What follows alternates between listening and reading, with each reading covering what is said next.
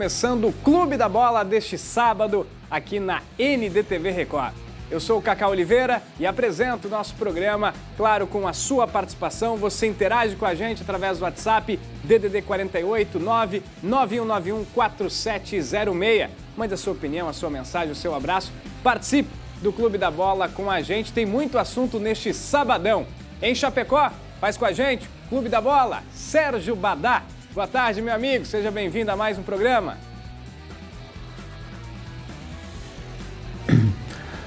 Olá, Cacá, um grande abraço para você, para todos que estão ligados aí no nosso Clube da Bola. Vamos repercutir o Chapecoense e Volta Redonda daqui a pouquinho, 4h30 da tarde, mais uma decisão da Chapecoense que vacilou no último jogo. Poderia ir para o jogo contra o Volta Redonda numa situação mais confortável e decidindo acesso à Série A. Mas para que ser com tranquilidade se na Chapecoense pode ser sofrido, pode ser com tensão? É isso que a Chapecoense gosta de proporcionar a todos nós, né? Então tem que ganhar hoje. Vitória é necessidade para daí decidir em casa contra o Atlético Goianiense. Mas vacilou, tropeçou contra o América Mineiro e agora fica na obrigação aí de ganhar as duas últimas partidas para subir para a Série A sem depender de nenhum outro resultado.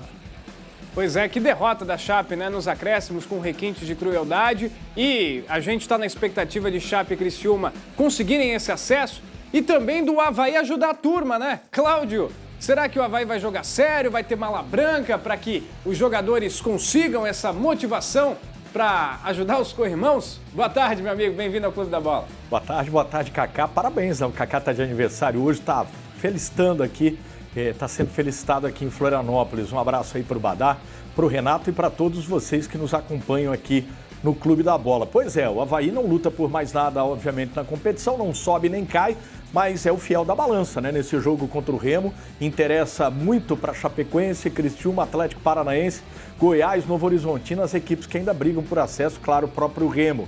E a mala branca, né? Pode estar rolando por aí, a gente sabe que é um assunto sempre que ninguém quer tocar, ninguém quer falar, mas com certeza o Avaí com 6 meses, salários atrasados na parte que toca a imagem, com mais 2 de CLT, com certeza se os clubes, né, que estão lutando aí por acesso tem essa gordurinha para poder fazer, devem ter feito, a gente não vai ficar sabendo, obviamente. Pro lado do Figueirense tem esse primeiro jogo de ida, né, na final da Copa Santa Catarina, importante, porque se a Chapecoense subir, ok, os dois já ganham vaga para a Copa do Brasil, Joinville herda a vaga do estadual da Chape, Figueirense daí ganha a vaga pela Copinha. Agora, se a Chape não sobe, aí eles vão ter que decidir quem é que vai ser campeão para ganhar essa vaga, viu, Cacá? Valeu, Cláudio, 2,8. E será que rolou uma vaquinha? Porque tem 4, 5 clubes querendo esse acesso, né? Cada um ajuda com um pouquinho para que o Avaí que está com... São 6 meses de direito de imagem e mais 2 de CLT, que coisa. Deixa eu ir para o sul do estado, Renato Semensati. Você acredita em vaquinha, em mala branca aí para que o Avaí jogue sério na rodada? Boa tarde, bem-vindo, Renato Semensati. Boa tarde, Cacá. Um abraço, parabéns aí pelos 28 aninhos. Tá só começando. Badá, Cláudio, um abraço aos queridos amigos. Se eu acredito, eu não acredito não. Eu vou ficar com a frase do ex-técnico do Criciúma, não sei se trabalhou em algum outro clube do estado aqui, o Mazola Júnior, que ele disse o seguinte: nas rodadas finais da Série B do Campeonato Brasileiro, até vaca voa. E respondendo a sua pergunta sobre vaquinha, vazou uma conversa nas redes sociais, no WhatsApp mais especificamente, de um grupo em que estava o presidente do Criciúma, Walter Minotto, e um torcedor marca ele, né, o @Walter Minotto, e escreve o seguinte: presidente, junta com a Chapecoense, o Novo Horizontino, o Atlético Paranaense, mais não sei quem, e manda dinheiro de verdade pro Remo, porque aí sobe Chapecoense, sobe Criciúma, resolve a vida de todo mundo. Ele respondeu lá embaixo o seguinte: fizemos a nossa parte. Aí eu perguntei para ele: presidente, vem cá, o fizemos a nossa parte é ter mandado dinheiro? Aí ele disse: não, Renato, a nossa parte foi aumentar a premiação aqui pelo acesso. O Criciúma aumentou a premiação por jogo aqui desde o jogo passado. Está batendo na casa de R$500 mil para dividir para os jogadores. A vitória contra o Atlético Goianiense já foi assim. A semana foi muito bacana aqui, Cacá e colegas, porque o Eduardo Batista, na coletiva pós-vitória, falou: olha, eu quero ver fumaça, eu quero ver tumulto, eu quero ver confusão, não quero briga, mas eu quero um ambiente aqui, estou convocando 20 mil. Aí, é claro, a diretoria se coçou, que não estava fazendo promoção de nada, disponibilizou 3 mil ingressos para sócio, 2 mil ingressos para criança, ingresso solidário ontem, formação de fila, leva um brinquedo, paga R$25, pega um ingresso. O fato é, não tem mais ingresso. Quem quiser assistir Criciúma, o jogo do Criciúma de amanhã, diante do Botafogo de Ribeirão Preto, não tem mais. Vai ter que ser pela TV, pelo YouTube, por algum outro caminho. No Heriberto Wilson, até os 200 ingressos destinados à torcida do Botafogo, o pessoal já foi lá e já comprou. A gente já vai falar muito de Série B do Brasileiro e, claro, de toda essa expectativa, o cálculo, o que tem de bastidores também, que a gente sabe que o futebol também tem esse mundo, né? E até vaca voa, como falou o Renato. Mas, nesse primeiro bloco, vamos falar da Copa Santa Catarina, porque o Joinville recebe o Figueirense amanhã pelo jogo de ida da final. E o Jack vem defendendo um tabu curioso nos últimos anos, tem sido o rei dos pênaltis. Dá uma olhada. Depois de uma primeira fase de altos e baixos, o Jack chega para a final da Copa Santa Catarina, tendo avançado em 2 decisões por pênaltis. Neste ano foram 3, e em todas elas quem comemorou foi o torcedor tricolor. Mas essa comemoração não é exclusividade do ano de 2025. Pênaltis não tem sido problema para o Jack nos últimos anos. Desde 2021 foram 7 decisões. E delas, em 6 vezes, o tricolor garantiu ou a classificação ou o título. Em 2021, foram 4 decisões por pênaltis. Na Copa Santa Catarina daquele ano, o tricolor venceu o Concórdia por 5-3, com o goleiro Lineker defendendo uma cobrança. Um mês depois, na final da Recopa, mais uma disputa nos pênaltis, dessa vez contra a Chapecoense. E o roteiro se repetiu. 5-3 para o tricolor, com Lineker defendendo uma cobrança. Na Série D daquele ano, mais uma vitória nos pênaltis. Contra o Bangu foram 3 cobranças defendidas pelo goleiro Rafael Pascoal e um placar final de 4-3. A única derrota entre essas 7 disputas aconteceu também em 2021 contra o Uberlândia na Arena Joinville. 3-1 para o time mineiro. Neste ano, 3 vitórias. Contra o Criciúma, no Catarinense, foram 2 defesas de Bruno Pianissola. Contra o mesmo Tigre na Copa Santa Catarina, o Jack também avançou. E também teve contra o Blumenau. Diante do Beck, foram 3 defesas de Bruno para carimbar a vaga na decisão. Neste ano, o paredão tricolor tem um professor e tanto. E a gente trabalha num todo, né? Tanto trabalhos de força, trabalho de reação, para que a gente possa estar aptos a, quando tiver a oportunidade de fazer defesas, e principalmente defesa de pênaltis, que foi utilizado nos últimos jogos, né? Que a gente possa estar preparado e possa fazer grandes defesas.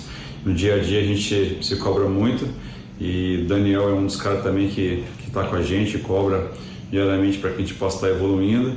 E para o preparador de goleiros, o sucesso nos pênaltis é uma soma de fatores. Muito trabalho, sim, mas a força mental conta, e muito. É um goleiro que se prepara muito, o mental dele é forte. Quando você chega perto dele, ele fala assim, ó, vou defender. Quando vai na roda, ele diz, ó, pode fazer que eu vou defender. Então, a confiança dele é muito alta. E também porque treina muito, né? Então, isso aí não é sorte, é treinamento. E o Bruno vem treinando bastante sério e vem nos ajudando muito. Então foram 3 decisões de pênalti que ele, né, nos ajudou bastante. E o Bruno Pianissola também ajudou os companheiros. Eu observei quando o Marquinhos, o Brasileirão, perdeu o pênalti, ele abraçou o Bruno forte, ficou abraçado. Aí eu perguntei, depois que terminou, o que você falou pro Bruno? Ele falou, poxa, me salva, meu irmão, me salva. Ele falou, pode deixar que eu vou pegar, não se preocupe.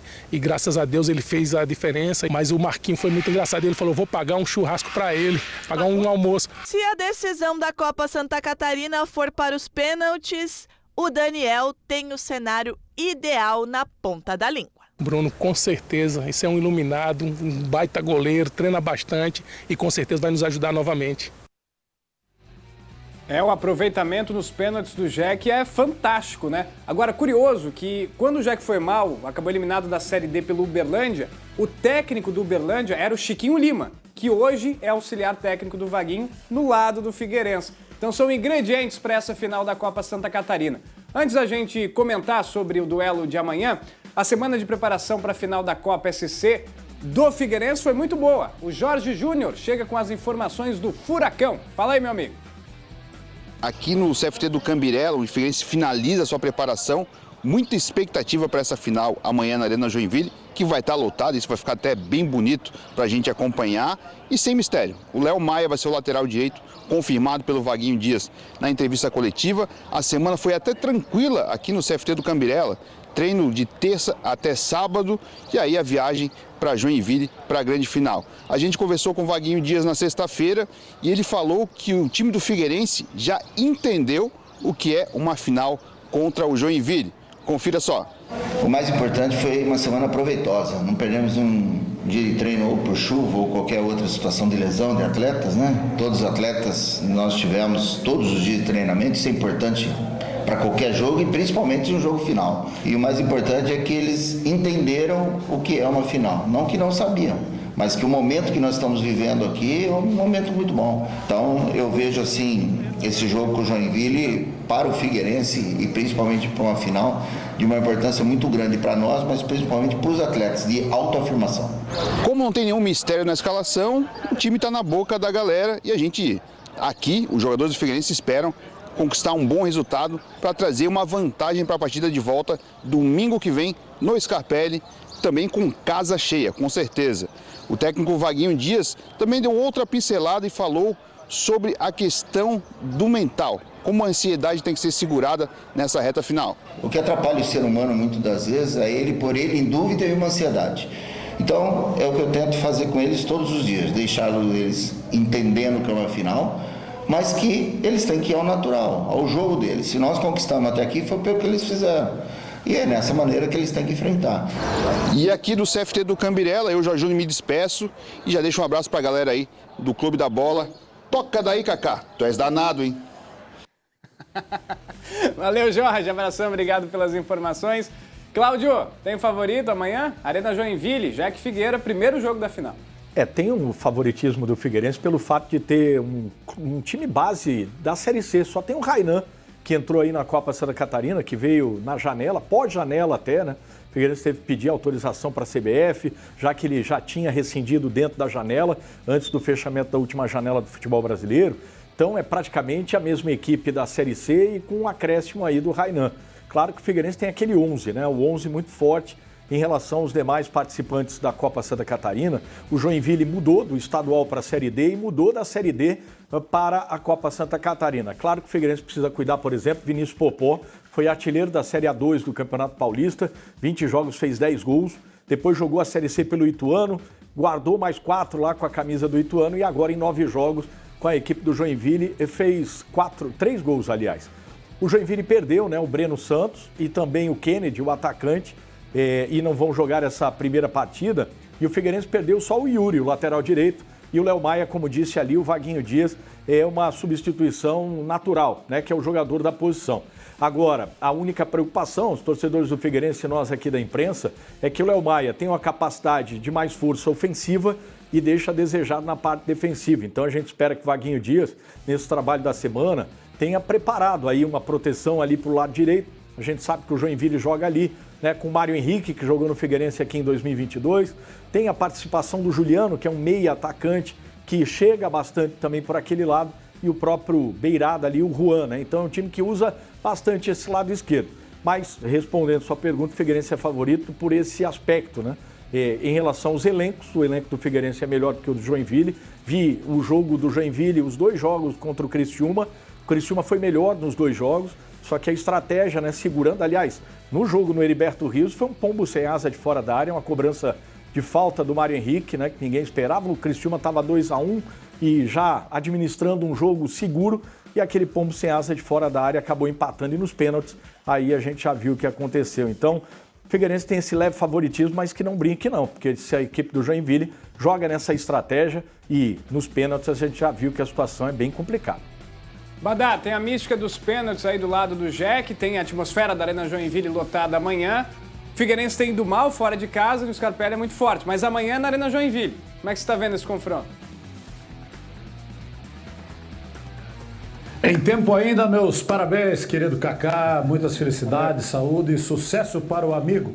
Este menino de 28 anos, saudades dos meus 28 anos. Dito isso, eu estava olhando aqui as matérias aí, cara, e vamos fechar com chave de ouro essa Copa Santa Catarina. Podem estar vivendo alguma dificuldade financeira, administrativa nos últimos anos, mas Joinville e Figueirense são duas marcas fortes, são dois grandes clubes do futebol de Santa Catarina. Arena Joinville, um baita estádio, a baita arena, bonita. Joinville, uma cidade grande. Joinville tem torcida. Figueirense, mesma coisa, um belo estádio, muita torcida, muita história dos dois lados, né? Então, eu fico feliz até que vamos fechar a Copa Santa Catarina. E nada contra as outras equipes, mas Joinville e Figueirense eu acho que é uma final muito bacana aí. Tomara que dê tudo certo, que a arbitragem capriche também. Vamos ter VAR, pelo que eu fiquei sabendo, né? Eu acho que isso dá mais tranquilidade a todos. A minha torcida, sinceramente, é pela Drica, pelo Joinville da Drica, que não me levem a mal os torcedores do Figueirense. Mas a Drica torce tanto pelo nosso Verdão que eu tenho que retribuir a torcida para o Jeque. Então, a minha torcida é para o Jeque. Muito embora, concordo com o Cláudio. Técnico experiente, Vaguinho, time experiente, decide em casa. Então, eu acho que o favoritismo é do Figueirense. Mas a minha torcida é pelo Joinville. Podia ir para os pênaltis, hein, gente? Porque vocês não têm noção, tá, espectador? A Drica do nosso grupo, né, do Esporte ND, ela tá tão feliz, ela tá radiante. Vamos ver, quem sabe aí, muita emoção nessa final. Ô, Renato, até pegando o gancho do que o Badá falou, essa questão da importância de Joinville e Figueirense, e se a gente voltar 10 anos, os dois estavam na Série A do Brasileiro, estavam decidindo o título de campeão catarinense, né, na Arena Joinville. E olha tudo que aconteceu com os dois clubes, né? Hoje endividados em divisões inferiores, aí Série C e Série D de Brasileiro, e que podem ter aí um final de ano até legal com um título, uma vaga em Copa do Brasil. Mas é curioso o que aconteceu na última década, tanto com o Joinville quanto com o Figueirense, hein? Quero te ouvir também sobre isso. A questão aí, os dois têm um cenário parecido, né? O Figueirense era um time, não era fora de série, mas estava na Série C com muita dificuldade. E aí veio aquele projeto capitaneado por Paulo Prisco Paraíso, mas sempre com uma pessoa no comando.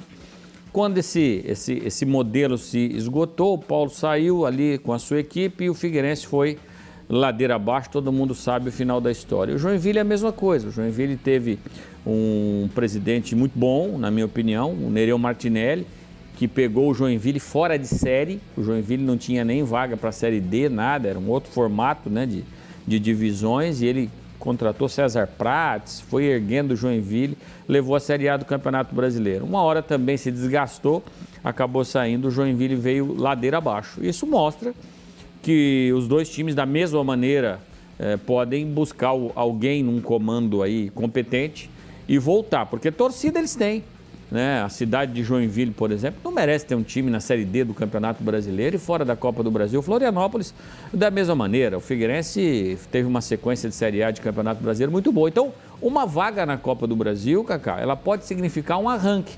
Porque tu imagina para um Joinville, por exemplo, R$800 mil, deve ser por aí a cota, né? Copa do Brasil inchou um pouquinho, né?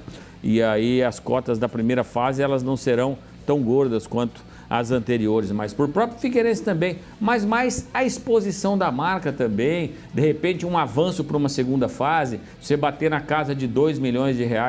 Para quem está na Série B, na Série A muito menos, mas na Série B é um dinheiro razoável, mas também não é nada, olha, meu Deus, vou fazer o meu ano. Mas para quem está na Série C para baixo, vaga de Copa do Brasil e um avanço dentro da competição, engorda o orçamento de forma substancial. Como falou o Badá, eu concordo, duas camisas pesadíssimas, podia ser uma final de Campeonato Catarinense, aliás já foi, né?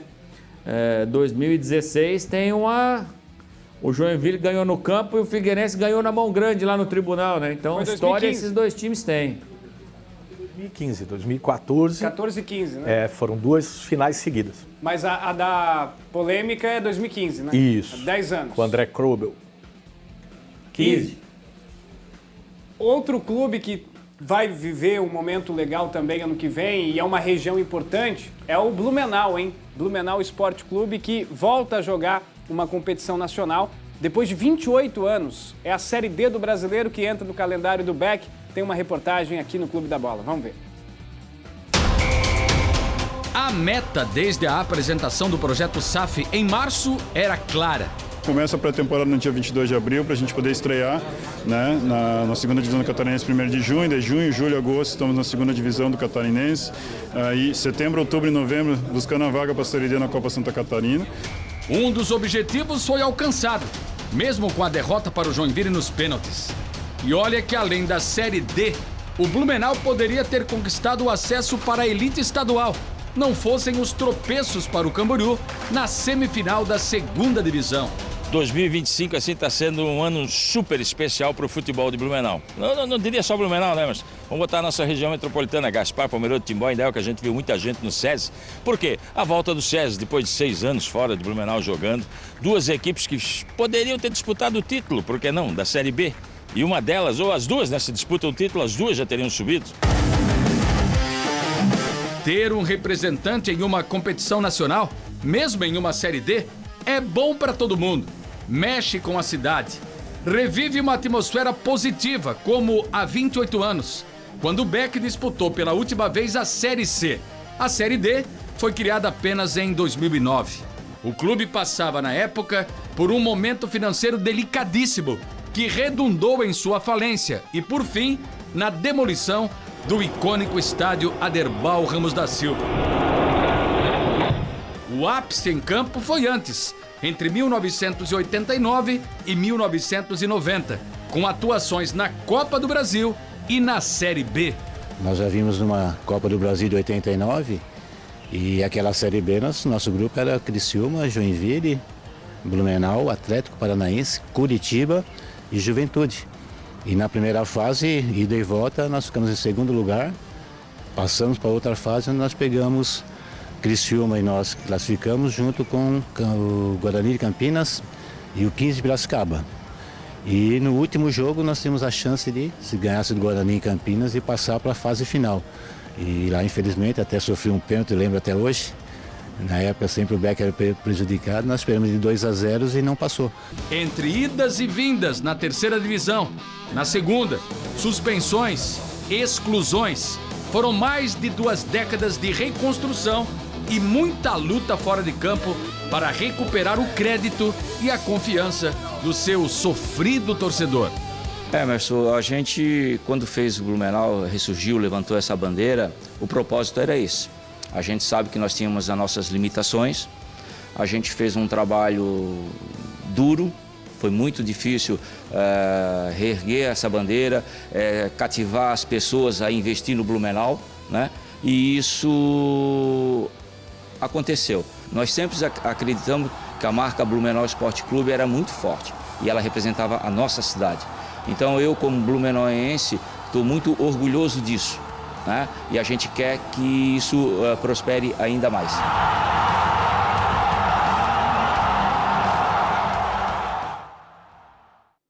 Muito legal, a cidade de Blumenau também merece time forte, competitivo, e aí na Série D do Brasileiro. E, por que não, voltando à elite do futebol catarinense, né? Bateu na trave esse ano, mas tanto o Beck quanto o Metrô sempre são favoritos aí na Série B do Catarinense. A gente faz uma pausa aqui no Clube da Bola. A seguir a gente vai falar da Série B do Campeonato Brasileiro. Eu quero saber a sua opinião, hein? Você, torcedor do Avaí, você quer que o Avaí jogue sério aí no final de semana? Manda pra gente, DDD 48 991 91 4706. Torcedor da Chape, torcedor do Criciúma, tá confiante? Manda pra gente também. Os times vão subir? E você acredita que o Avaí vai jogar sério na rodada? Daqui a pouco tem mais Clube da Bola aqui na NDTV Record. A gente volta já já.